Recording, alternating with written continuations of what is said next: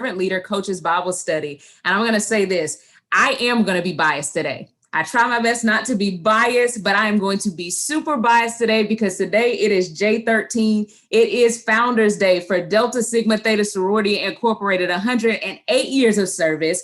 Forward with fortitude. And today I have some amazing women in the sports realm with me today who also happen to be my sorors to talk about servant leadership, the biggest thing and aspect of our sorority. So I'm not going to prolong this time. I'm going to go ahead and start to introduce some of the people that we have today to just share and learn from. And I'm going to start first with my girl, Crystal Evans. If you could just start off real quick, let them know who you are, where you are on the sports realm, and we're happy to have you. My name is Crystal Evans. I'm the head coach of the women's basketball team at Academy of Art University in San Francisco, California. I also serve as the senior woman administrator. I was initiated into Pi Chapter UCLA spring of 2008, and I'm currently a member of Sacramento Alumni Chapter. I'm also a past Far West Regional Representative from 2009 to 2011. So Chelsea, thank you for having me. I'm so excited to discuss servant leadership. I wrote my notes down. I'm prepared to give it up. But happy Founders Day, Sorors, 108, and we still look great. Come on here now. I'm taking that one. I love it. Absolutely. I'm so excited. And I'll say this about you. Every last person that has reached back out to me, it was almost like a no-brainer. It was like, you need me? What do you need? I literally let me say this. I put out a tweet, y'all, and I said, I'm calling on my sorors. I need your help. And the fact of the matter of knowing this person knew this person that a soror called and you all answer, it is just the main reason why I joined this illustrious organization. So we're going to go now to Miss Jasmine Washington. Could you unmute yourself real quick and just let them know who you are, where you are in the sports realm? And I'm just so happy to have you here today. Hi, everybody. My name is Jasmine Washington. I'm currently a media relations assistant at the Southern Conference, and I'm a proud member of the Spartanburg Alumni Chapter here in South Carolina. I just want to give my alumni chapter a good shout out because they have helped me tremendously in my transition to South Carolina. It was my first time leaving the DMV area. And yes, happy Founders Day to everybody.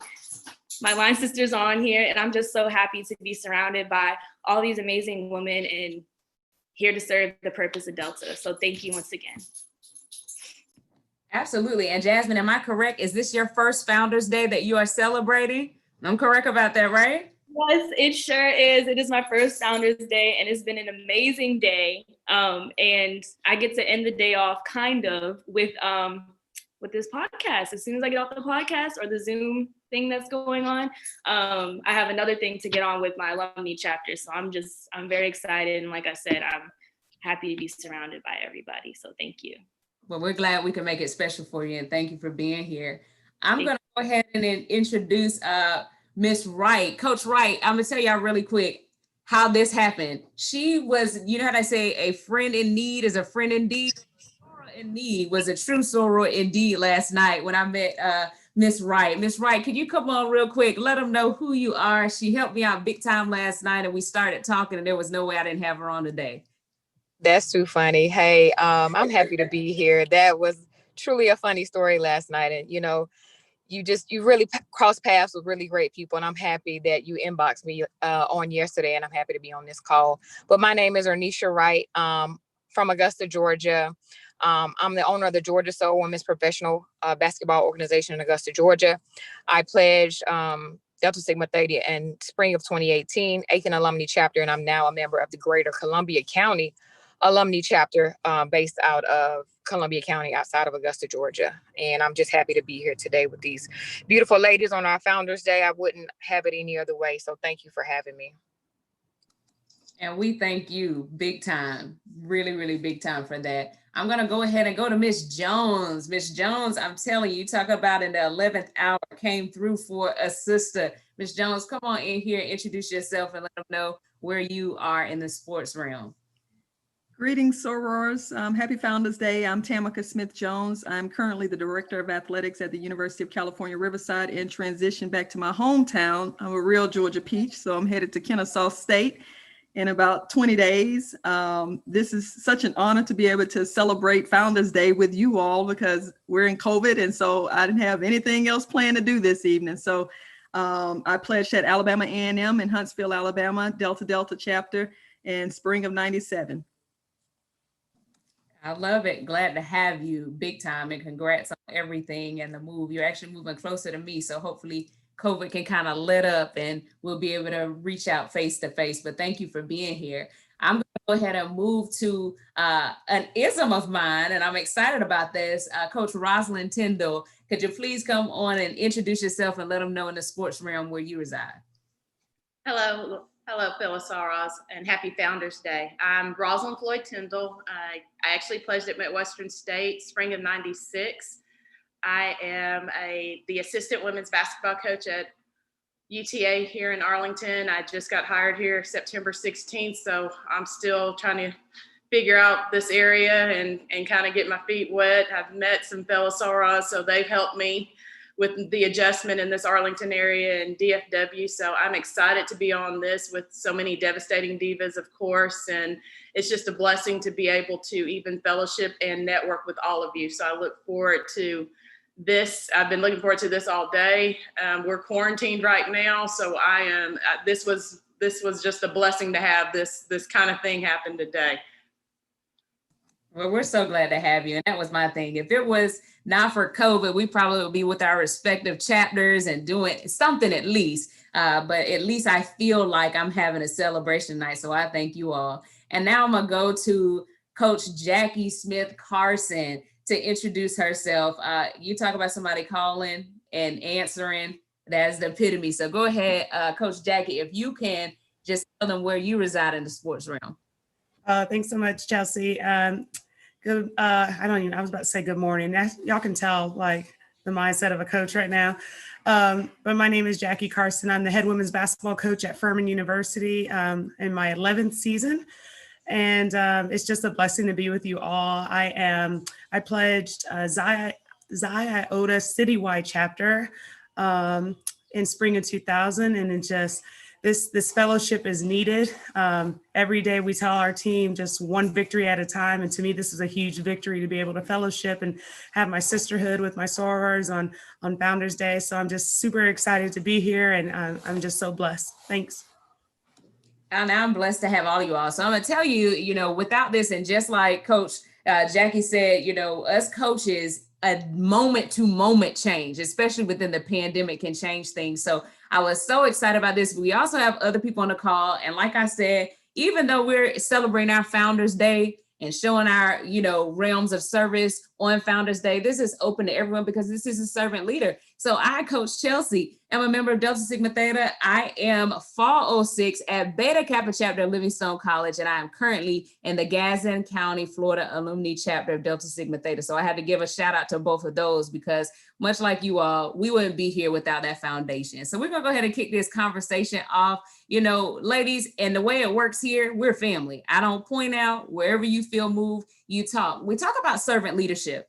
And I tell people all the time that those are two words that people just throw around. We see it in books, we see it all the time in podcasts. We see it all the time in all of these different realms, but they're action words. I say all the time, people can say that they love you, but if its action is not followed up behind it, it doesn't mean anything. Servant leadership is something that we need right now. What do you think servant leadership is, and how do you exhibit that in your positions? And feel free to just kind of jump in and share.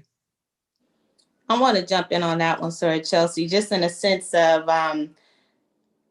my foundation is truly rooted in Delta. Delta saw me grow up, being able to serve as regional representative, being a baby on National Executive Board.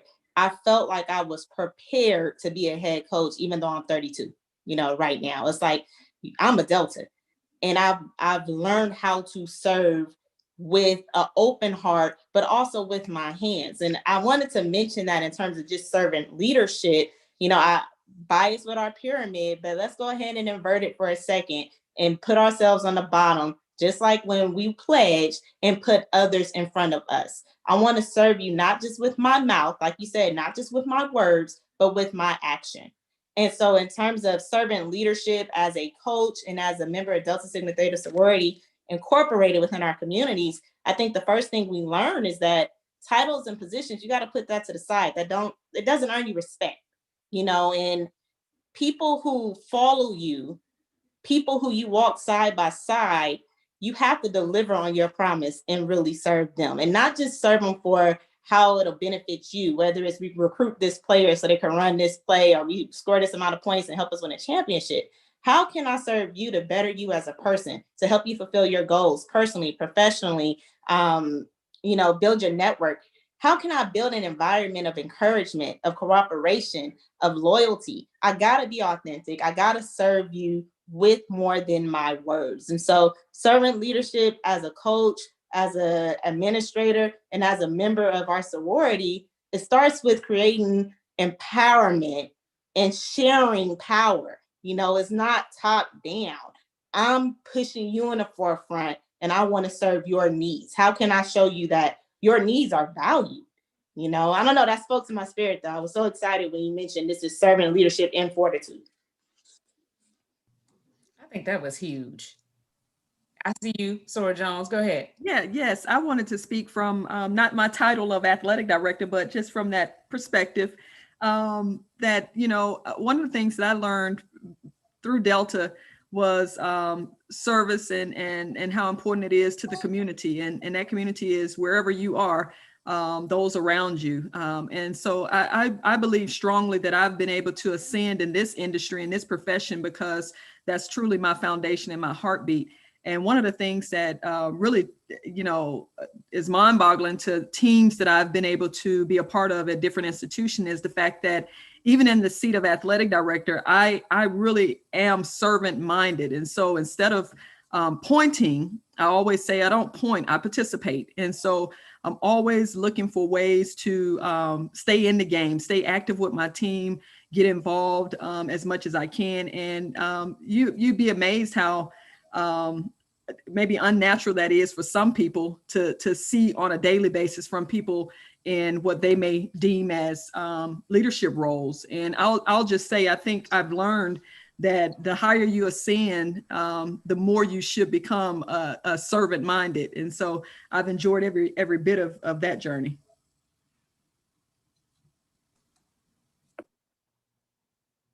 I just want to make sure no one else had anything on that. I think that was huge on both of y'all's account. And you hear me saying the word point because I love that. I don't think I've ever heard that. I don't point, I participate. And so often in what we do, as I like to say, get off the sidelines and get in the game, and, Sora Crystal, you said it best too. We hold up our pyramid, but do we flip that thing over and recognize how we really and truly are supposed to serve? I think that's amazing. I did have another soror and coach to pop in here, Coach Powell from Tuskegee. If you could go ahead and introduce yourself. I see you now. Go ahead and introduce yourself for us. I'm glad to have you.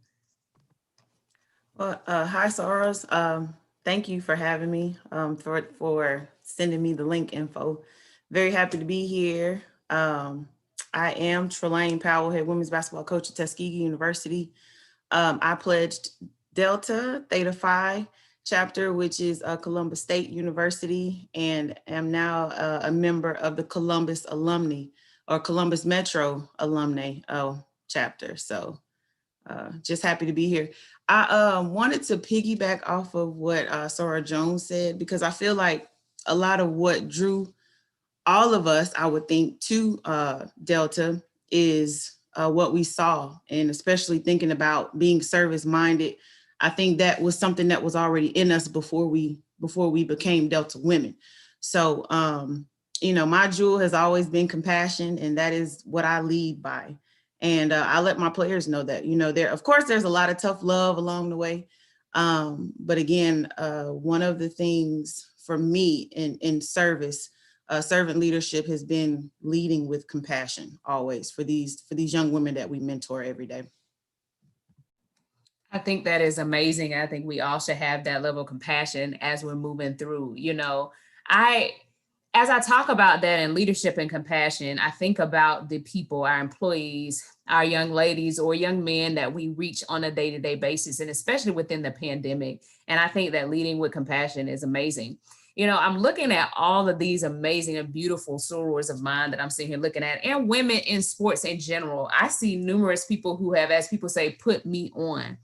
Question for you. Why do we think it's so hard? Okay. Why do we think it's so hard to help our sister? And I mean, outside of these letters, our sister in the realm of sports and professionalism. Why do we think it is so hard to lift somebody up? And anybody can attack that question. Chelsea, I'll start with that. I think Okay. it's almost like the crabs in the barrel. We are struggling to get any position possible. I mean, we are at the bottom of the barrel. You know, if you want to go with a minority hire, particularly in women's basketball, you can just go with a white female. And at this point, that's a minority hire. And then athletic directors typically hire who look like them. You know, so then when we finally get that opportunity, there's not very many of us. There's 17% head coaches in Division I, Black female head coaches in Division I basketball, when over 50% of the athletes that participate in women's basketball are Black females. So we get that opportunity, and then we're fighting all for the same jobs. We're fighting for all the same opportunities. So then, then we have the, comparison is a thief of joy. So we constantly are looking over our shoulders because it's so hard for us to keep a job. So then we're like, well, she's not doing it. She's not doing it. She's not doing it, because every opportunity that other people are pitting us against each other. And sometimes we buy into that, so it's been great to see some of our sorors here. And I've gone against many of some of the ladies on this call. And then I'm able to call some of my sorors that are athletic directors. I know Tamika has a great relationship with my husband, and I know I can call her. And Candace Lee, I have a great relationship, and I can just try to work through all of that. But it's been better because we're uplifting each other, because we all have to do well. I don't care what realm we're in. If we're an athletic director, we have to do well because we're grouped together. So if one of us fails, they're going to group us all together in the first place. So I think we're starting to realize that we have to uplift each other in order to be successful as a unit, because if one of us fails, they associate it with all of us.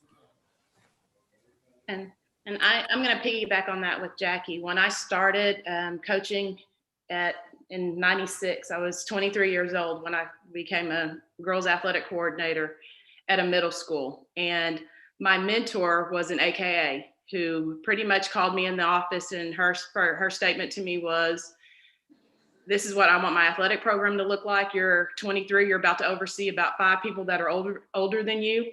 I expect the job to be done a certain way. If it's not done, I will fire you at the end of the year. You're going to sink or swim, and I'm going to help you along the way. I think slowly but surely, we kind of got away from that village and that support. We stopped supporting each other and we started competing instead of keeping the support system. Because at 23, she didn't have to come in and give me that job. And she didn't have to trust a 23-year-old who had never been coaching and had never been there to take over her program and run it. And I thank her for it. At the time at 23, a lot of us are headstrong. We have it all figured out. I thought I had it all figured out. This is year 24 and in the education and in the coaching world. And I now know and can thank her for it. But I think we as Black women have gotten away from that village and that support system. We don't have the big mamas anymore. They've passed away. My great grandmother sitting on the porch at the farm and stuff, talking to them, listening to their stories, churning butter with them on the farm. We don't have that anymore. We're slowly but surely trying to get back there. And we've got to be able to embrace what our elders gave us a long time ago. We've gotten away from it. We've let society dictate who we are as Black women instead of us dictating and telling them who we are. And once we get back to that and we form that unity, I think, we're a power that nobody understands. We're so strong, which is why everybody fears us in the first place. A strong Black woman in administration, because I've been a former AD at a high school, everybody thinks you're always that mad Black woman. We're not mad. We're just intelligent. We're educated, and we know what we want and how to get it done. And that's part of the fear factor.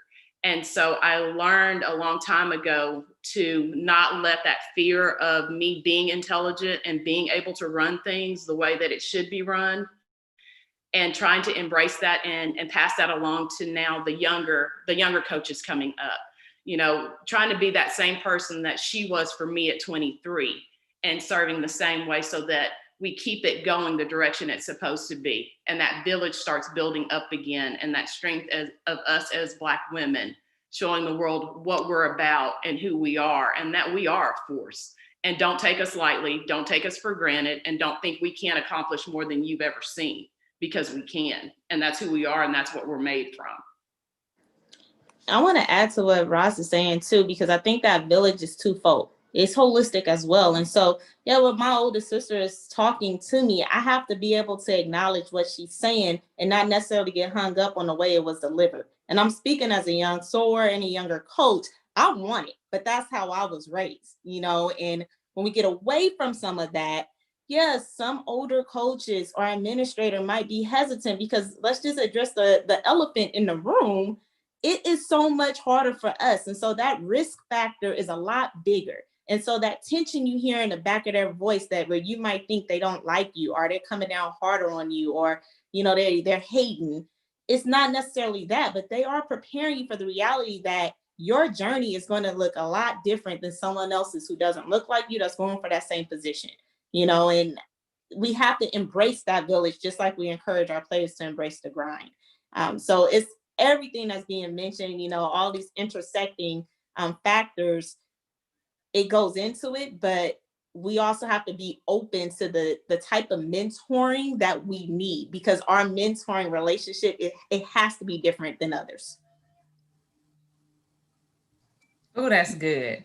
Right? We can't seek for help and then we don't want the way that it's presented. That is so good. Sometimes as it was given to me, and I appreciate my elders, sometimes you just got to close your mouth. Simple as that, and take guidance. And so I appreciate you for that. I saw two more of amazing women come in here who have helped me out, and when I reached out, they came a running. So I'm going to really quickly ask Coach Dawn Brown to introduce herself. Hey, sis. Coach Dawn Brown is in a different time zone to me, so that's my bad, Coach. But if you go ahead and just introduce yourself, tell them where you are, and I appreciate you so much, sis. Chelsea, you killing me with this Eastern time. Like, I'm always late. I never think about it, and I apologize, but I am just getting out of practice. I said, let me throw on something red. We just lost the game Monday, so I didn't even wear my paraphernalia to practice today because I was in practice mode. I couldn't even celebrate. So I am glad to be on the call with you all. This is really, really refreshing for me to have an opportunity to celebrate and be excited about Founders Day. So hello, sorors. I'm Dawn Brown. I pledged in Spring 06, Jackson Miss Alumni Chapter, 80 Degrees of Crimson and Cream, Drama Queen, number 80 out of 80. That's me. I had to, but I'm definitely excited to be on the call with you all. I jumped in, I think, when we were talking about, why is it so hard for us to help each other out? And I appreciate you talking about that, Chelsea. I am where I am today because of a soror, because of Tamika Reed, the head women's basketball coach at Jackson State University. And also Kiki Baker Barnes. She's on the call, the athletic director at Dillard University. These sorors have definitely shown me the way. I was transitioning from NAIA to Division I. And, Coach Reed, Tamika Reed, took my hand, took me to the Final Four in St. Louis, Missouri, and said, I'm gonna walk you around and let everybody know who you are. You with me, you a soror, you good. And I definitely, I can appreciate that. Now, with us coaching against each other in the same league, the same love is there. And so, but it is hard. I think Jackie spoke very, very well about it. All of us are competing for that one position. So what's going to give us the competitive edge over the next? And so it's hard, but there are a lot of sorors who don't even focus on that. I'm going to give you all that I have. I'm going to empty the vault, let you know what's going on, what I got, what I'm doing in my program. And if it makes you better, then it just makes you better. So I definitely appreciate all of you all on here. I'm looking at so many names I've never even seen or heard before. I am Diva Coach, and I bring the energy on the sideline. This is who I am. I'm sorry. I'm sorry, y'all. This is who I am. So I appreciate all of y'all on here. I'm just looking at everybody's names. Oh my God. Thanks, Chelsea. Let me be quiet. I'm done. You're good. Listen, now y'all see why I love her. If you don't know her, now you know. And if you do, you know. And so don't ever apologize for that. We appreciate your energy. It is definitely needed for such a time as this. And you did a great segue because next I was going to ask Dr. Kiki Baker Barnes to introduce herself. Thank you so much for great presence on the call today. Hey, everybody. Well, see, I gotta follow Dawn. So Spring 96, Utah, University of New Orleans, that number 8. Yep, I'm here. Y'all, I'm 25 years in the game this year. 25 years. Yes. I'm supposed to have my plaque at home. I can't wait till I get home. Sora's delivered it. I'm so thrilled. I'm going to take a picture and put it on social media. But anyway, I am so happy to be here. I am actually in my 15th year as athletic director here at Dillon University. I actually started out as athletic director and head women's basketball coach. So Jackie, Dawn, all of us, there was a time where we used to meet at the Final Four at Soros. We would meet together. I think the last one we did was in 2013 here in New Orleans. But yeah, so I'm so excited to be here. Glad to be of help. I mean, y'all, I'm on Twitter, I'm on Facebook, email me, anything I can do to be helpful, I will do that. My sister Tam is on, my sister administrator. We've developed, I think, a good, what do you want to call it? A good group of us in terms of administration who have collectively started to get together and we help each other. And in the way that you're talking about, Coach Chelsea, I think what you're doing is amazing. And what's happening here is amazing because when we do connect, as Coach Ross said, I mean, we're amazing. It's who we are. And Dawn, don't be apologizing. Do you, sister? Like, that's who you are. That's what we need. We don't apologize for coming in the room with all that devastating what the Lord gave us. Ain't no apologizing for that. It's what we love about you. So do that unapologetically. Never apologize. But I am so grateful to be here, and I'm really here to support. That's why I'm here. I'm just here to be supportive and just glad to be able to see you all and celebrate with you today. So thank you, Coach Chelsea, for organizing this and just allowing me an opportunity to be in the space. I love you guys. Listen, I thank you guys big time. And yes, keep bringing the energy. I'm going to throw a question at you guys while I am about to get some more of us in here.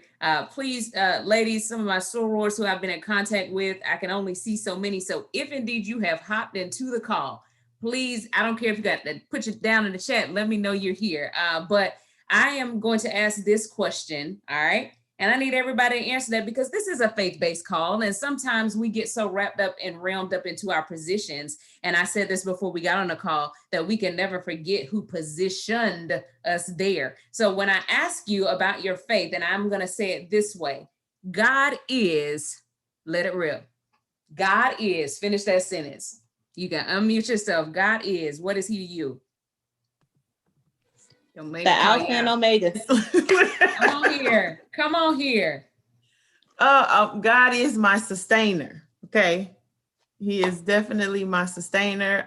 It has been a rough 3 years being here at Tuskegee and lots of prayer. And we've had a lot of different kids go through different things. I had a player that was raped to just dealing with kids losing family members, and it's very hard, and myself losing family members. So he has sustained us all and kept us. And so that first thing that I thought about. Amen. I'd say God is my protector. I was a head coach before at a junior college for 8 years. I stepped away because I developed a DVT and a pulmonary embolism. Went back to high school for 8 years and then got the opportunity to come back up. And I know, and just recently this year, I had to have another surgery and could have died. So I know that he's always got his hand on me, and there's a reason that I'm still here. So his protection and my faith have always been strong. I've walked away from different things, not knowing where the end game was going to be for me. But the protection that is around me and the faith that was instilled in me by my great grandmother and my grandmother will never deter me from doing anything or following any path that has been laid. So when I think of him, I think of protection and my shield, because I know without that, I wouldn't be able to talk to you all today. Amen. Coach Jackie about to have me run out of here. My girl said, God is my superpower. Come on here. Come on. We know you'll run, Chelsea. We know you'll get up and run too. Just a quick sprint. You can circle in and come on back around. But to me, I said that like immediately when you asked the questions, the first thing that came to mind, because I think we've all, especially in COVID and just hard seasons, sometimes we just are weak and we're tired. and we're trying to figure out if this is, if we're worthy, if we're, it's just exhausting, and just carrying the weight of not just of being a profession, but we're all, not all, but, mothers and wives, and we just carry the load. We know as Black women, we carry a load. And right when I'm, just exhausted and I'm like, what am I doing? I feel like he puts a cloak on me and I become invincible and I become powerful again, so it's just, he's my superpower. When everything else is trying to be kryptonite, he kicks me back into gear, and I figure out, reminded of my purpose, reminded of why I'm doing this, and then I just get energized again. So we know we got a lot of people coming at us, and we know the devil is fully alive right now, but oh yeah, he's the superpower. So he resets me and gives me my powers back. I love that, because isn't he the source? As my kids would say, he's the plug. But isn't he the source? Right? Y'all know when y'all around those babies, they keep you hip. But I'm telling you, I could not have said that better, and not even shut down on anybody, but hearing you, Coach Roz, and everything, like, God is amazing. I was having a podcast call earlier this week, and I had never heard this, and I said that I would state it to anybody that listens to me. It said, isn't it amazing? And I meet you where you are, Coach Roz, on how I know him to be a healer, right? And isn't it amazing? The young lady I was talking to, Jacqueline Small, she said, we know he's a healer, we know he's a deliverer, and we ask him to be those things. She said, but can we stop asking for healing and just want the healer? Can we stop asking for deliverance and just want the deliverer? Because see, here's the thing. I don't have to go to my outlet and say, well, are you going to provide me this? I'm just going to plug into it. And whether you're my phone, you're my microwave, my TV, it's going to do what it does. And so I thought that was amazing. So I meet you where you are on all of that. I heard he's my everything. I love it. He's my sustainer. And Coach Powell, shout out to you. We saw the baby bump down there. He gonna be a lot to you, that baby. I love it. Y'all miss y'all. I'm with Sarah Carson. We carry the load, and we don't have time to slow down. All of the stuff that we deal with, we have to take it to God in prayer and keep on moving, because we don't have time to slow down. So many people depend on us. It's crazy. So yes, that I felt what she said too. I'm here for it. Amen to that. And Jasmine, I think I cut you off on that part of the question, but I'm going to have you say your part of the question and that statement rather, but I'm going to also throw this question and open it up with you too to answer. How important is our faith to withstand this sports world where faith is not either A, important, or B, the same path for everybody? So how important is your faith to you as you navigate through this life in this sports realm? Yeah, so I just wanted to echo the sentiments that Coach has said about God being my protector, because growing up, I wasn't like raised in a very religious household or anything.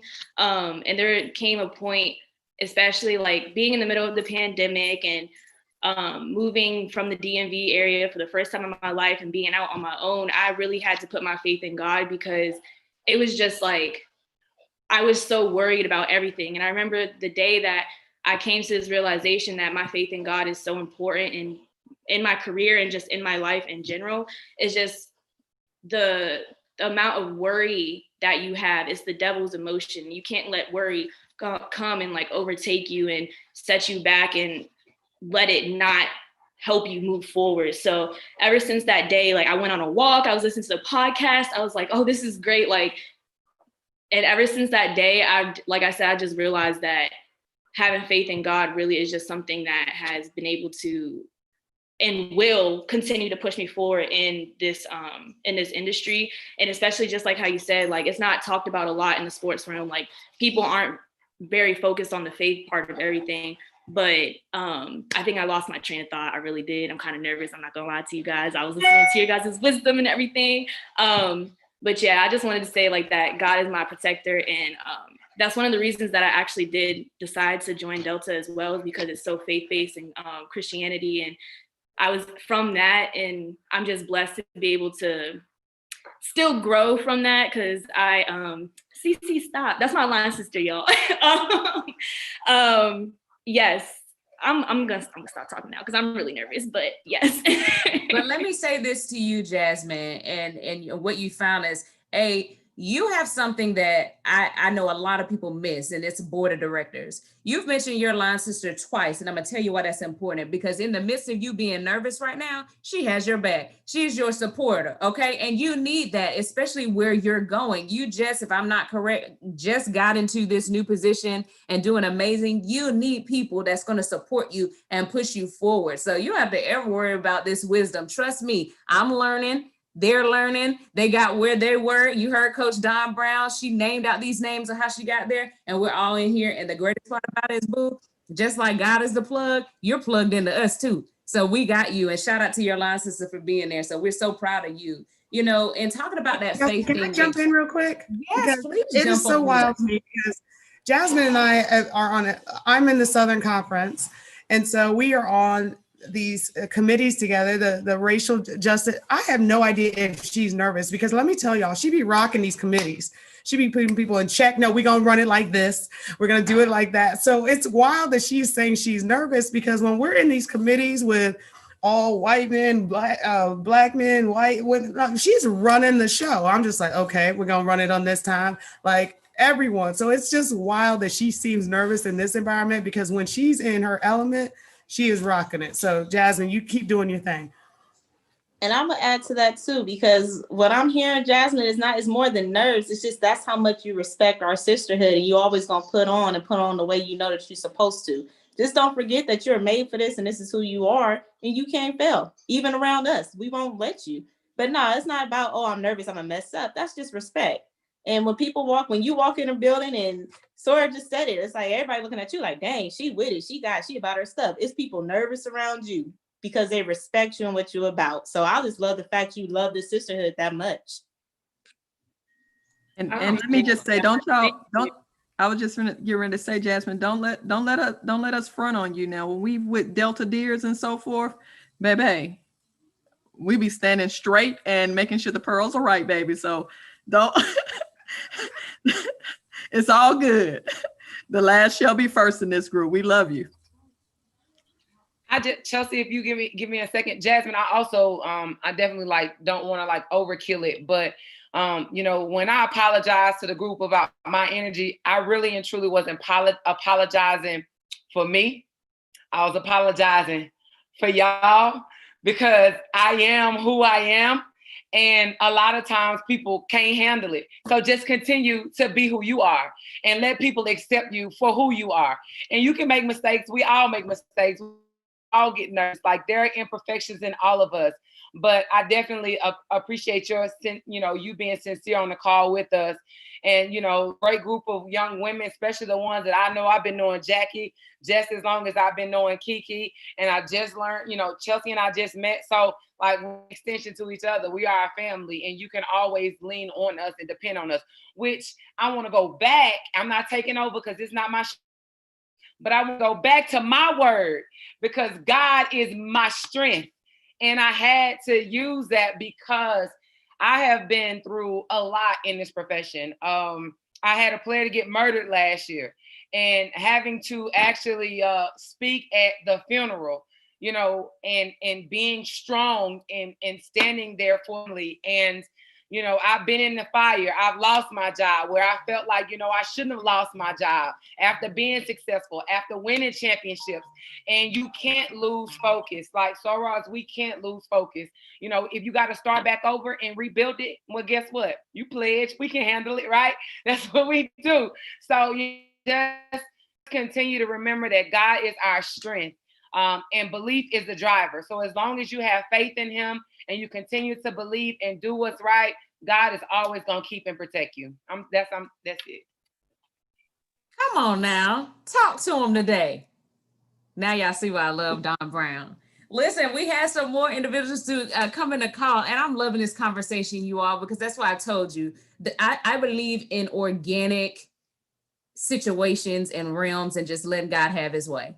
And I'll say this because if not for a pandemic, on January 13th, 2021, we would not have been in this space. So I'm just so thankful for it. We have a couple of more sorors who are actually some, amazing hitters in this sports realm that have joined. And I want to go ahead and start with Sora Portia. Can you come on in here and bless us, please? Let us know where you reside in the sports realm. Would love to talk to you today and glad that you have joined us. Hey, are you there for us? Can you unmute? There's. Hi, I'm here. Sorry, I'm doing double duty right now. I'm on another. You're good. All right, let me mute that.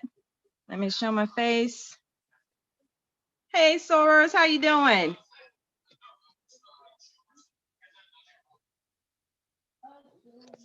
So I appreciate hearing about everyone's word and your journey. The young lady who was just speaking about her experience and having lost her job, you were speaking to my heart. I have also gone through adversity a couple of years ago as an athletic director, and my life was turned upside down.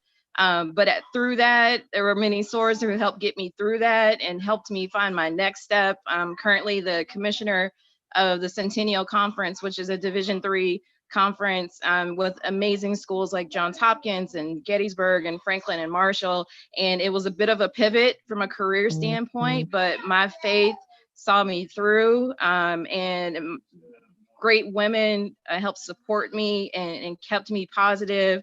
But I can't say enough about having a strong network of people around you, in addition to my family system keeping me. But just wonderful to be a part of this. Happy Founders Day. So much love and spirit in this room. And I'm glad Tamika put out the word so that I could join you all tonight.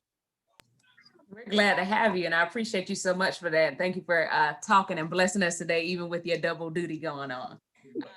I see Miss Tiffany Sykes. How are you? Talk to us a little bit if you don't mind. Hi, Sorors. Happy Founders Day. My name is Tiffany Sykes. I am in the Boston Alumni chapter, which is the closest chapter to me, even though I live in Fairleigh, Vermont. I am the Senior Associate AD for Varsity Sports and SWA at Dartmouth College. We're a member of the Ivy League. I've been at Dartmouth for about 14 months at this point. And yeah, I mean, there are some Soros on this call that I've known for a long time. Just like Portia, I appreciate Tamika dropping this message in our group chat for me to get on. I mean, I've worked at a lot of schools that saying the faith the size of a mustard seed. I've had it. I'm a faith stepper. I have stepped out on the faith. So I'm in a town, 977 people. That was an adjustment for me. I'm the only Black person here. So there have been plenty of times where I've been terrified, but I've stayed prayed up and really leaned on my sisterhood for times where I, really felt isolated. And that's been important to me. So that has definitely kept me grounded, and just being surrounded by that faith, that hope, that love that, we learned through our process, we learned growing up in the church, I mean, has really kept me over this past year. And I mean, even beyond this, but especially during this time with the state of our nation, the state of the community, the state of college sports, and all of these things have really just kind of kept me. So that's all I will say, but thanks for letting me have the floor. And again, happy Founders Day. I appreciate you. And Sora Tiffany, check the chat. You had a message for you. I also have another one. Miss Walker, are you here and available to talk to us? You all just slid through. I'm pretty sure we have a VP for athletics at Bluefield, and I just want to make sure she was here. We could shout you out. We'll come back around through. While we're doing it, guys, I want to keep this. Oh, I see. You there? I'm here. Yes. How you doing? I'll be honest with you. I am not doing well because I'm fighting COVID. Oh no, I'm so sorry, love. But let me tell you something. Do you see all this that you got? They said with 3 are gathered, honey, but you got 31. I know, and I appreciate that. Yes, ma'am. I've been at Bluefield College for about a year and a half. Came in as director of athletics, moved up to vice president of intercollegiate athletics in right under a year. I just pledged this past fall. And when I tell you the sisterhood is real, through that time, I lost my dad to COVID, and the support from my sisters was less than phenomenal. The same applies to me. We've been able to help other sisters when they just didn't know how to make a way. So this is one of the best decisions I have ever made, and I am eternally grateful to be a part of such a phenomenal sorority. Amen. And we definitely have you. So I thank you for pushing through and pushing forward to be here today. So we are praying for you. We are lifting you up. And hey, I know I'm in Florida, but they have Uber Eats. They got Instacart. So if you need me, I put my number in the chat. You let me know, and I appreciate you so much. I appreciate you, Sora. Yes, ma'am. So we're going to keep this conversation going a little bit more, guys. And I'm going to tell you, there's this word discernment in leadership. Okay. And that word, people say they have it, but sometimes these decisions, y'all, they get a little bit hard, especially when we have to deal with, we know we're faith foundation based women, but sometimes, you know, faith is a little hard to find, you know, in these professional walks that we find ourselves in. So, you know, can you talk to me a little bit about the importance of discernment in your roles and, you know, how to help some of us younger people as we try to matriculate through and climb higher heights in sports and the athletic world with utilizing our discernment, even when it's hard? And unmute yourself and let it rip. This is Tamika. Can I start this one out? Yes, ma'am. I say every day that I can do what I do without the spirit that works in me and through me, and that's my discernment.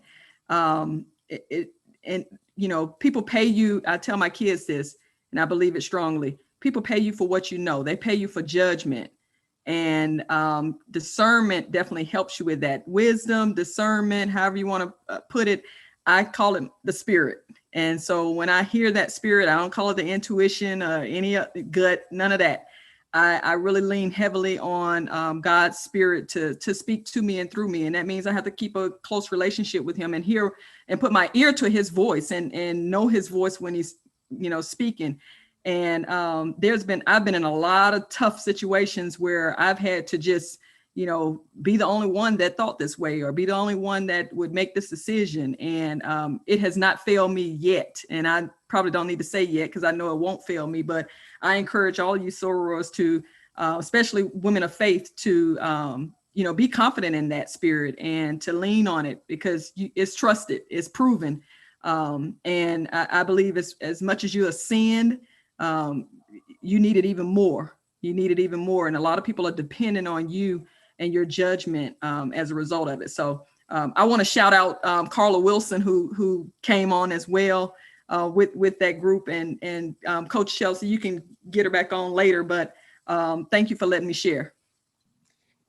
No, thank you for that. And Miss Carla Wilson, could you introduce yourself and then tell us, what do you feel about discernment, its importance, and how you navigate through your position and your role utilizing that discernment? Hey, sorors. Thank you first, Tamika, for dropping this in the chat, letting me know that this was happening. My name's Carla Wilson. I'm the former athletics director at the University of Missouri, Kansas City, Division I school in Kansas City, retiring here in 17 days from UMKC. But I couldn't be anywhere without faith, and just I was in athletics for 21 years, the last 5 of those as athletic director. And so I have been out of athletics for the last 2 years. But when I took the position, I remember at UMKC, the first thing I said is, God, you know, put me here for as long as you want me here and for, you know, to help me make a difference. And my prayer is always starts with God. I couldn't do anything without him. And I know that everything that happens is with him leading me and guiding me. And even if I don't even think it's the right thing, he will always show me the way. And I remember asking him for peace, and he gave me peace. And for me, I just know I can't do anything in my role, and I can sleep at night knowing that, hey, if somebody doesn't like it, and that's what, you know, I bring up the Lord or where he is in my life, and they don't like it, they don't have to. But I can go to sleep at night knowing that God's got my back. Now that's good. Thank you for that. Definitely. Anybody else? So, Chelsea, I think you hinted at it earlier in this conversation when you were asking us about our faith in the realm of athletics. And when you think about discernment, it's exactly that. You know, you're falling back on your faith and on your foundation. One of the things that get me through is just constantly being reflective of that process. You know, as we're making these difficult decisions or contemplating on different things, is just being able to be reflective and fall back on my faith and on my foundation. Sora McIntyre, our 24th national president, loves to remind us to constantly think about who we are and whose we are. And I just fall back on that anytime there's any level of doubt or conflict in terms of inner conflict and in terms of a decision that has to be made. I think that's real good. Amazing. And then Sora Tamika, she put down here, which is amazing. Discernment reveals the hidden or obscure things, and discerning spirits of others is essential. And I think that is definitely because you have to know who is for you, who puts on airs to be for you for a motive. And that can only be found, and especially us as women, y'all, like, you know, as much as I truly want us to be a light and to push and to build, and we preach for us to help lift one another up, we know sometimes, y'all, that's just not the case. For whatever reason, it is one of the hardest things for us to do, to combine, unite, even if that's the goal, it kind of goes left sometimes. So I think that is amazing for you, you know, and trying to keep this thing going. And of course, not gonna hold you guys too long. I know, and I see it all the time, because as I follow you all, you know, no matter who you are, mentorship is huge. I've seen it even navigate down here in the chat a little bit. You know, Coach Don Brown came on and started naming some people. I have plenty of them on this call right now here today, you know, and that portion, I know, much like Jasmine said when she came on, there's places I just would not be without mentorship. And sometimes people have a hard time of finding the right mentor. They're afraid to ask, because I've never been afraid to know. So most people looks at this platform, they're gonna say, Chelsea, I'm getting message right now. How do you know them? I don't. I asked. They said yes. That is how I was raised. My mom, shout out to her. She's multitasking too. So Vicky Muse Johnson, Beta Alpha, Spring 78. Shout out, Mom. She's on here. There she goes. There's my girl. Okay. But again, my first and still mentor. So I've learned to never be afraid to ask and never be afraid to know. But y'all, let's be honest. Women in sports and outside of sports, they have a hard time finding the right mentor, asking the right questions. Why is mentorship important? One. And two, how can we be better that when we climb that ladder to reach back and pick those young people up? Don't be shy, I'll call you out.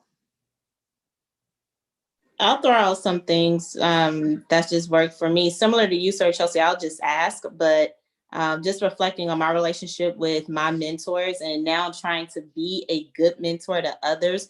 I think the first thing first is reaching back, paying it forward, but listening without judgment. You know, everyone's approach isn't going to be like ours. And so, you know, let me meet you where you are to get you to where I think you can go or where you want to go. And with that is when you're developing people, you got to be able to believe in them and in their talent, you know? And so going back to that, if I really believe in you, I'm going to do more and more and more for you. I want to. That's an authentic relationship. So I think it goes back with putting yourself out there, but on the other side of there, trying to mentor someone else.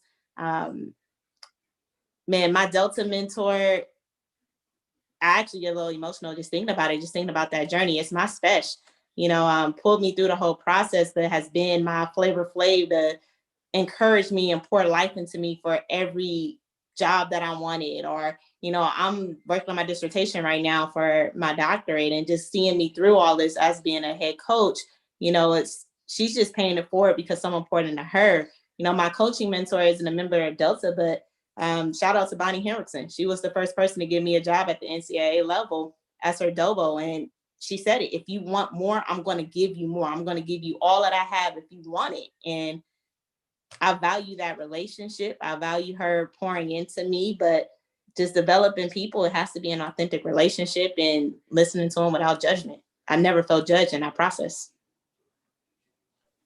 I think that's huge. Oh, I know I don't see Sora Kelly just come in. I know I didn't just see that. Don't be coming in here all laid back like you tired all that working out you done did today. Get on up for these deltas.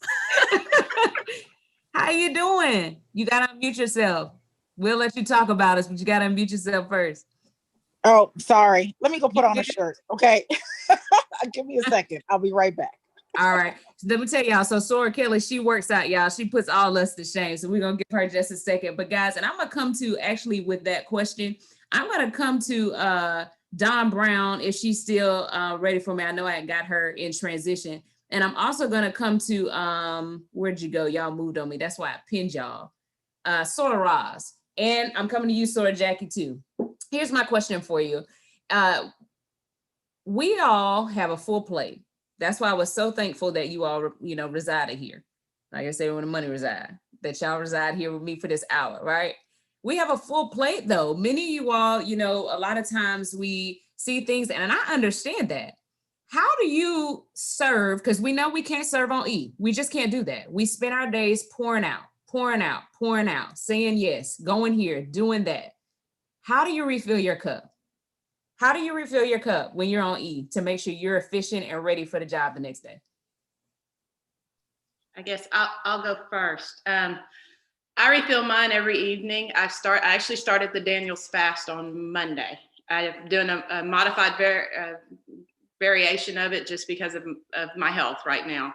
But every evening when I come home, the first thing I do is my grandmother always had a praying closet. So I was very close to my grandmother. I'm actually named after her. And so when she passed, the first thing that I did was I went back to doing what I used to do, and I went back to my prayer closet, and I went back to building it like she had it. So the first thing that I do when I get home is I go in that closet and I have my conversation, because I remember her always saying that when you get home, the devil has done so much throughout the day. You've got to let that go, and you got to move forward from there. And so that's the first move I make, is to sit in that closet, just me. There's nothing on, and have my conversation with God and with her. She collected frogs. So I have her necklace that has a frog charm on it. And she always collected frogs. And I remember asking her when I was younger, why? And she said it stood for fully relying on God. And that's why she collected them, because everything that she did in her life was about him. And so no matter what goes on and no matter what is thrown at me, I know at the end of the day, I can lay it out there in that closet and get up the next morning and know he's got me no matter what. And it's not always easy to maintain that faith, because we all know in the profession we're in, they push you, and they push you to that breaking point where you do want to snap back. But that voice and that's always there, and that faith that's always within us, is what keeps us and sustains us even through those bad times. So that's good. What you got for us, Don?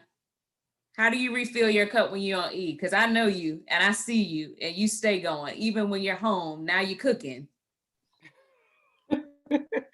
Girl, to be absolutely honest with you, that's what I was just talking about a little earlier. It's just faith. I talk to my kids all the time about believing in the unknown. It's hard. It's hard for you to really and truly have faith and to trust in something when you can't see it, when you've never experienced. For us as coaches, you're preaching about about winning a championship and building a championship program and actually, redefining a culture. And a lot of times you don't even know what that looks like, because the team dynamics change so much.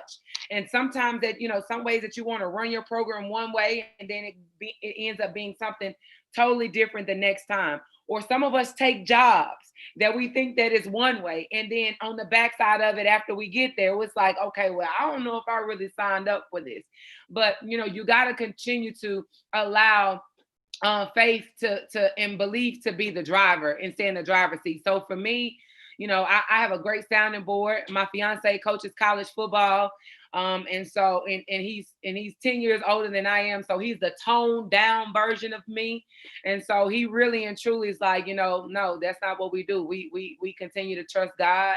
We take it one foot at a time, one step at a time, and that's what we do. So that's my approach with even with my team, my day-to-day walks. Like, God got me. I'm at University of Arkansas Pine Bluff. Like, there's not a lot of people who would say that would be their dream job or their ideal situation.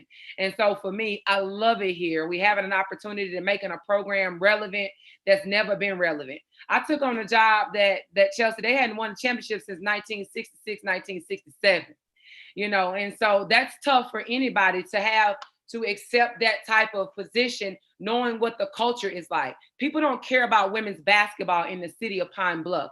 But if you believe and if you continue to have faith and you continue to build it, God being your strength, you can make anything. You can make anything happen. You can make any job in the country look like it's the best job in the country. You do this, that. You do that, sis. You do. Shout out. What you have for us, Coach Jackie? How do you refill your cup? Because I know you were in transition to even get on here with me today. Oh my gosh. It's crazy that you ask, because the one thing we talked about with our team, just asking, what's your resolution or your one thing for 2021? And mine has been a work in progress of self-care. Because like you said, Coach Chelsea, like we pour in so much, and I have a habit of pouring everything I have left into either my players, my children, my husband, my marriage, everything. And then when I need something, I have no more fuel. So it was just pure exhaustion. I would completely, as Dawn said, I emptied my whole tank. And so it's just finding times to just set aside, whether it's the drive into work. Like gospel music has been it sounds, I thought I was being selfish and being lazy, because I was like, okay, my time with God is literally the 11 miles I have between my house and I found myself driving slow so I could stretch out the time a little bit, trying to break real early on the yellow lights, but that was my time to be able to really try to refuel my tank. And I felt like each song that would come on during that time was really speaking to me and kind of refueling my tank. And I had to take time to be able to sit and and be still. I didn't know how to be still. It took a pandemic for me to learn how to be still. So a lot of people are saying, this pandemic is awful and it's not a great thing. And there's a lot of people being affected by it. But I honestly don't know if I would still be coaching if this pandemic didn't happen. Because last year I was so all over the place, at so many emotions, didn't know how to sit still and just reflect in prayer and my relationship with God, and just learning how to do self-care just improved so much over the past 6 months. And I have an amazing circle. I don't really per se have mentors. And a lot of people think I'm so crazy outgoing, but I just have a circle that is super powerful and just amazing women. And I love supporting. And so it allows me to pour more. I realize how much better I am because I have self-care. So now I can finally say that I'm really pouring into the mentees that I have and the mentees I've gained over the pandemic. And I'm a better wife and I'm a better mom and I don't take the losses home. And, it's exactly where I need to be. So I had to learn to just reflect and be still and listen. I had Natasha Adair at Delaware said, "Are you listening though? I hear everything you say you have going on, but are you listening to what God's telling you?" And that hit me. I was on the bus ride after, like Dawn said, I just lost the game. And she's like, "Are you listening though?" And so just having circles of people around you that just help you reflect on everything that you're going back, they fill my tank. So sometimes when you can't fill your tank, just like we said in earlier conversations, who are the people around you that can help pour into you and fill your tank for you when you know that you maybe don't have enough in it? And I am fortunate enough to have amazing Black women around me and, my family around me that are helping me fill my tank when I know I'm emptying it out for everyone else. So I think that is amazing. Couldn't have said it any better. And as we, Yeah, this is Tanya, and I just like to add to what my please. story said. As I think about it, I think it has to be a priority to put yourself as a priority. I think back on my time at my former institution, Winston-Salem State University. I was there for 18 years, and I got to the point I didn't want to go to work because I was burned out. And I always said, if I felt like I was working, if I ever got to the point where I really felt like I was working, that I didn't want to go to work, that I didn't enjoy what I was doing, it was time for me to go. So with a lot of prayer, a lot of support from my husband and my family, I resigned. I stepped down and I took time for me. Ironically, I stepped down, and the first week I was talking to a resume writer, and she said, Tanya, are you crazy? You're telling us that you're tired, you're mentally burned out, and it hasn't been a week, and you're looking to build a resume? And that's just how wired we are as women. It's just we go, go, go, and don't know how many times to take a step back for ourselves. So she said, I'm gonna give you a month, and I'll call you back, and we'll start working. In that time, I had to learn how to do nothing. I had to learn how to pour into me. I had to learn how, really, just honestly, doing nothing was very, very hard for me to learn. So just sitting on the porch, going for a walk, watching a movie, those are things that I typically don't do because I'm always going. But when I tell you that was the best lesson that I ever learned, to really lean and trust in God and have faith that he was going to take care of me and set me up for better. And that's exactly what happened. So I just challenge everyone to choose you. Choose you before anything else, because if not, you're no good to all of those that you serve. That's so good. That is so good. Thank you guys for all of those answers, because please know I'm over here taking my notes, because see, Jasmine, I'm young too. So I'm taking my notes on how to get better and how to keep my tank full. As we start to kind of wrap this thing up, I'm going to go to Sword Kelly. I see she got a shirt, y'all. She came back on. She's not going to flex muscles anymore. Can you just introduce yourself a little bit and tell us, how do we, because I know I watch you, you're left, right, here, there. How do you feel your tank when you're on E? Oof, that's a loaded question. So Christine Kelly, and I'm presuming everybody on this call are all SOARs, correct? No. No? Okay. So all my SOARs who are on, happy Founders Day. But Christine Kelly, I'm the Deputy AD for Internal Affairs at Vanderbilt University. I've been there, tomorrow makes 4 months.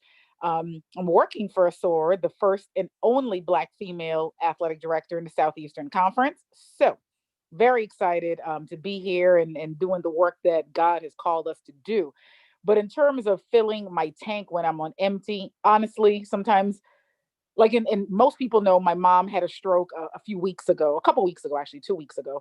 And I literally got on a plane and went straight to the Virgin Islands. And when I say I was running on empty, I was running on empty.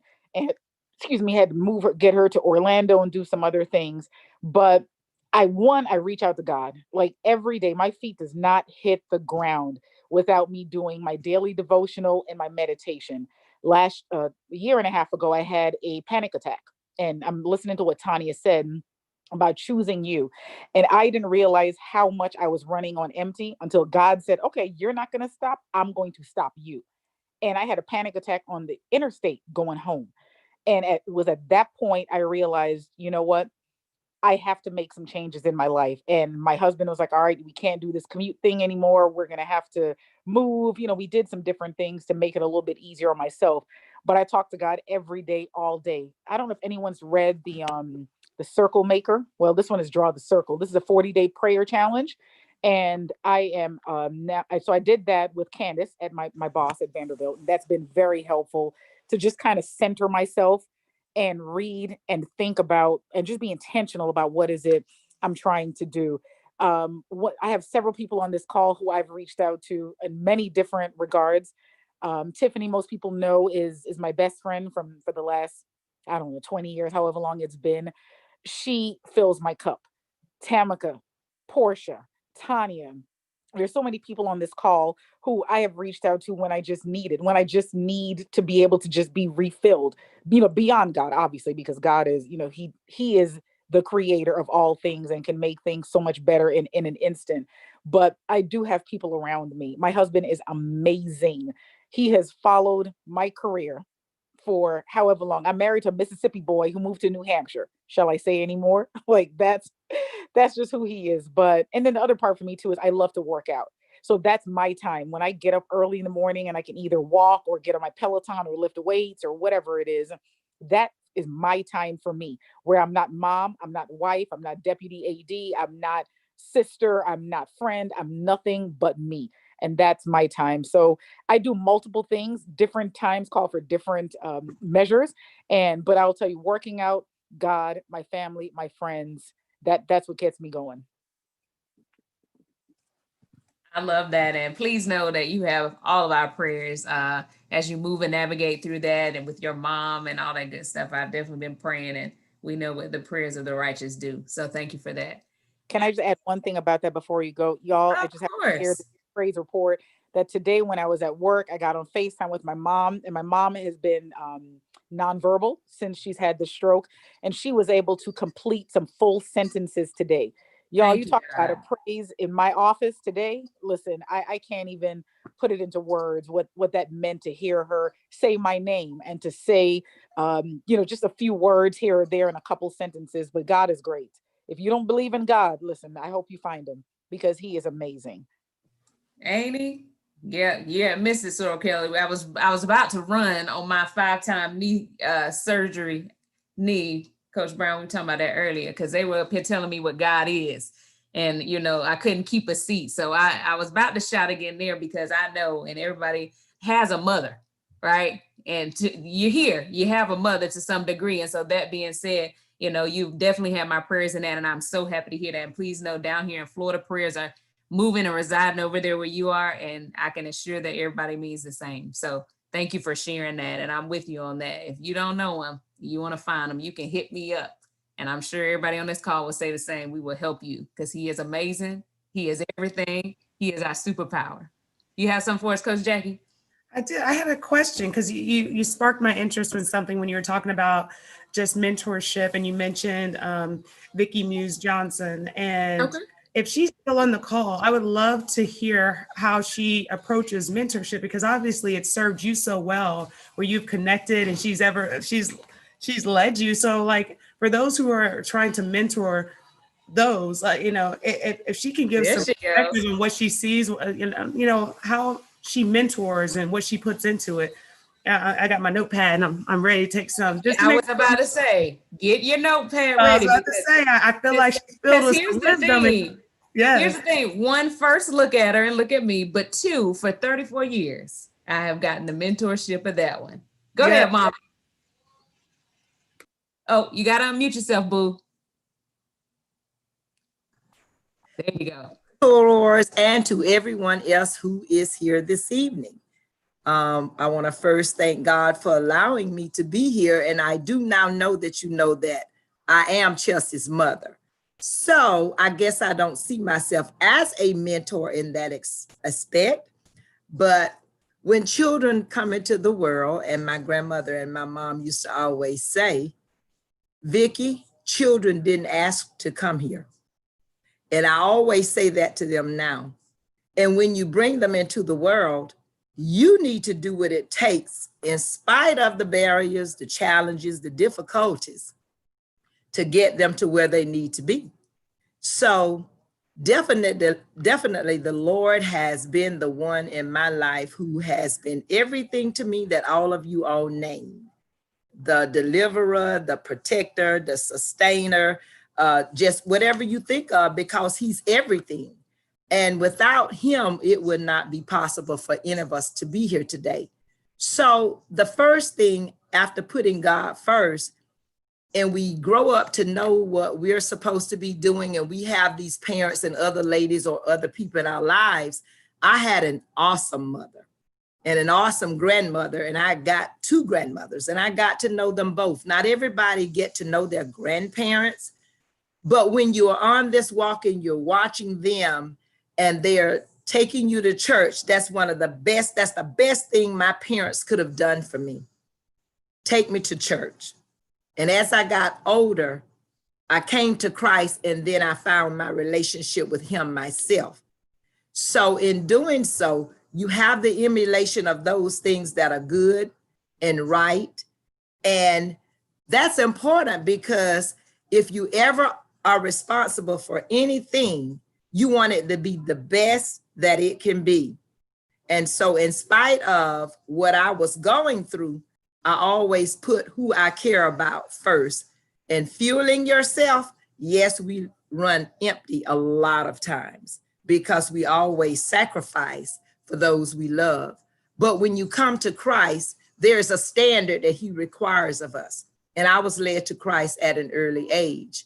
And because I listened very carefully to my parents and I believed and trusted in God, I knew that whatever he commissioned me to be, that I must glorify him in all that I do. So in doing so, I'm not doing what I'm doing for Vicky. I'm not doing what I'm doing for a name, for fame. It's so many ladies look for the title, look for the zeros on the check, what your address is, what you drive, and all of those things are important, but we have to keep them in perspective, not to make them define who you are, because those are just material things, and material things don't make you. So I tell my children all the time, and Chelsea is the last, so she's baby girl. God blessed me with 3 girls, and she's the last girl. And I tell them all the time, those titles behind your name are what you do. But when someone want to know who you are, it's those qualities that begin with those from alphabets from A to Z. You know, I've been hearing it amazing and awesome and honest and respectful. It's like no one has a lot of character anymore. So we want to definitely make sure that the mentorship is to first be that mirror of the person and emulate what it is you want to have others know that you are. And that is to be the reflection of who Christ is, because he's love, unconditional love. And if I have the love for you that I know he has for me, then we wouldn't have all of these challenges and issues in the world. I do think I heard earlier someone say, how do you know when they're fake and when they're real? And anybody knows me, I don't do fake and I don't do any of that. If you can't keep it real with me, and trust me, I have that discernment, I can tell. I'm going to respect you. I'm going to speak to you. I'm going to interact to a certain degree, but it's not going to get very far because God is love, God is real, and that is what he's calling for. He judges the heart, and the true heart that's inside needs to come out. So I just be me by being the child of the Most High King. And my coworkers at work gave me a name, and it's Kingdom Kid, because in spite of whatever is going on, and ladies, you know, we full of some stuff, just can be messy sometimes, a whole lot of times. And I just nip the mess in the bud and call it for what it is and call it how I see it. And I continue to respect, I continue to love, but some people can't take it real. Where's that soror say, somebody can't take her? You keep doing you and being you. Because if they can't take you, then it's a lot of space around where they can go around. But you need to keep it real, and you need to keep it godly, and you just keep it Christ-like. So if you do those things, you will be the best emulation of anything that a mentor can be and should be. Because I tell everybody, I had a supervisor once to tell me that she worked for the superintendent and I worked for her. I said, hold up. Nope. We all are employed by the Gaston County School Board, but I've worked for the Lord. And I'm not sure who anybody else worked for, but I come to work every day glorifying God in what I do. So just be the emulation of God's creation, and you will be the best mentor that anybody would need, because you'll just be godly, be real, and people will know it. Because I will close with, as has been said, a tree is known by the fruit it bears. Thank you for allowing me to share. And I am that soror from the Beta Alpha chapter of Delta Sigma Theta Sorority Incorporated, the Florida Agricultural and Mechanical University, on the 7th of 7 highest years in Tallahassee, Florida. 43 years in Delta. Let it go, mommy. Somebody said drop by. That's my girl, y'all. Look, y'all asked for it. But now you see why, yes, that is my mom. But that's why I say, somebody said, come on, number. Yes, Jasmine. but that is why that's my mentor right there. So Jackie, you knew it was in your spirit, wasn't it? You brought that out. Shout out to you. No, it's just something. Mama didn't say a word, but she was talking to me this whole podcast. So I don't know. Just felt something that needed to be said. Now we got to pass the collection. Mama, they say they got to pass the collection plate now. They got. Oh wow! Well, give them my address. Drop it in the Cash App. Thank you so much, Mommy. I appreciate it. Y'all Thank are you, something else. Yes, ma'am.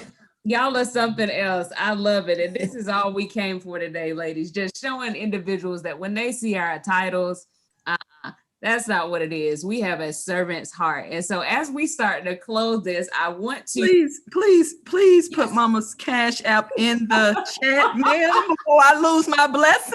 Do not play with me right now. I heard my mom say she did Cash App. She said we trying to keep going on with this program. Please put the Cash App in the chat. Girl, you know I wasn't serious.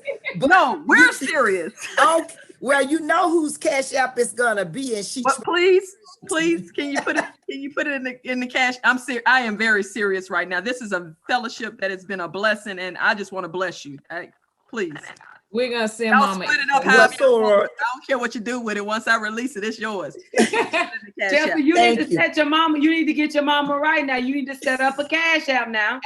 Look, Mama, they done said it now. You got to get a Cash App now. Trust me. You know, to Chelsea's defense, she has been trying to put me on Facebook, Twitter, and everything that's electronic. Trust me, she has. And I told her a few weeks ago, I think during Christmas time, I said, you know what, baby girl, I think I'm about to give you the green light to do so, because people been screenshotting and texting me all day. Look what's on Twitter. For somebody who's not on Facebook, you everywhere. And I said, dog, I can't see that. So she alone probably is gonna make me have to try to do all that stuff. I got you, boo. See, thank you. Right there. That is the power of sisterhood right there. Y'all are so awesome. Thank you, Mommy. But sorors, just continue to emulate who we are. And you know who those 22 are and the reason why they founded Delta Sigma Theta, and know those virtues that we are supposed to emulate. So if you do that with God first, and everything will be fine. So things that people do to you, you can't do it back. You have to find a way to take the high road to be able to let them know that it's not cool with you. But Mom told me something that I told my children. God is going to make sure he hold everyone else accountable who does something that's not of God to you. So don't try to fight that battle. Let it go. But he's going to hold you accountable for what you do to others. So you keep your heart right, and he will take care of the others who don't treat you right. And it pays off. There it is. I just had to let that breathe. We appreciate you, Mom. Thank you guys for allowing me to share. Happy girl right there. Wars. Happy Founders Day to you. Ladies, I appreciate you all. This has been fun. You know, we act like we don't have anywhere to go in the morning, right? So I'm not going to prolong you guys, because as y'all heard the titles, like I said, I'm glad that we all and everyone sees that it's not the title why we serve. We serve because we serve the servant heart. We're all servant leaders, and we truly emulate, as Mommy said, being servant leaders. And the greatest servant leader was Jesus Christ. And so as long as we follow that playbook, since it's the sports realm, as long as we follow it, because he left it for us. We just have to study that word. And if we follow that playbook, we're not going to get that thing too far wrong. And when we do, we have a balance to come back to. So as we start to close, guys, I want to close it in this way. The name of this topic today, and I'm telling y'all, I'm compressing this tonight on the podcast. It has to be dated J13. All right. The Delta was the name of tonight's topic. All right. Sister serving in sports, moving forward with fortitude. So when I ask you, what is a Delta? What is a Delta? What is a Delta to you? Elevate the conversation. Jasmine, I'm starting with the baby of the bunch. First Founders Day. Congratulations. Jasmine, what is a Delta to you? Put me right on the spot, but a Delta is A Delta is somebody who continues to serve their community and paves the way for people to come who come after them. I love it, Jasmine. I love it. Coach Powell, what is a Delta? A fearless leader. Come on here with the baby Yes, bump. look, just I like love it. just like Sora Vicky, honey. Fearless leader. I love it. Yes, ma'am. Sora Portia, what is a Delta? You know, when you first said that, I was like, the act, you know. Waiting on it. But I got my son here. My son's here, so I'll tone it down a bit. To me, a Delta, get your face out, is a powerful woman, a trailblazer, mainly a trailblazer. I always think of the trailblazers, those who are kicking glass, no matter what industry they're in, they're making a difference and they're setting a path ablaze for women behind them, because the women before them did such an awesome job building the foundation. I love it. Miss Kelly, before you go, can I get you to tell me what is a Delta before I let you go? I want to do like what Portia said. A Delta is what I ain't, but I'm not going to do that. A Delta is a sophisticated woman, a woman who adjusts to anything that happens in life. She's a woman of faith. She is, I think somebody else said, fearless. She's hardworking. She's selfless, and she's blessed. That's what a Delta is. Amen, Sora Kelly. I appreciate you. I know you. Bye, y'all. I got to go take care of this Bye. 17-year-old over here who's just in my tail. So he needs his mom, and I figure I'm like 5.5 months away from him leaving the nest. So let me go spend some time. I'll see y'all later. Love y'all. Bye. Love you. Bye. Miss Sora Wright, are you still with us? I know you have to go, but before you do, what is a Delta? If you're still there with me, Delta's mom. That's what she doing. Hey, Faraz, I'm still here trying to order the kids something to eat now. But a Delta is a devastating diva that leads from the front. That's powerful. That's prideful. That has integrity. I mean, we're all that. Come on here. Come on here. Miss Tamika, what is a Delta? We all know everything is better with a Delta, but a Delta is a divine difference maker. Ah, girl, you Come better on here. You better say it. Yes. Come on here. Here we go. Sorry, Crystal. You next, boo, but that one took me out.